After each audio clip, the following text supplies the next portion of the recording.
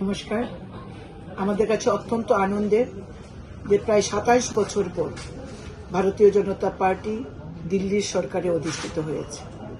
দিল্লির সাধারণ মানুষ এবং দিল্লির বুদ্ধিজীবী মানুষ প্রত্যেকেই ভারতীয় জনতা পার্টিকে প্রথমবারের মতো 2025 সালে সরকারে অধিষ্ঠিত করেছে এবং দুর্নীতির বিরুদ্ধে রায় দিয়েছে মানুষ।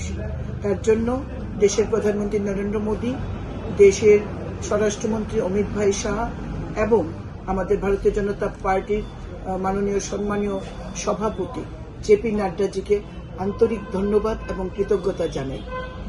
আমাদের মোদীজি সরকারের যে দুর্নীতিমুক্ত সরকার এবং আমাদের অমিত শাহজির যে রাজনৈতিক কলা কৌশল সবকিছুর পরিপ্রেক্ষিতে এবং সাধারণ মানুষ বিগত দিনে কেজরিওয়াল সরকারের যে দুর্নীতির চেহারা তারা দেখেছে তার বিরুদ্ধে রায় দিয়েছে।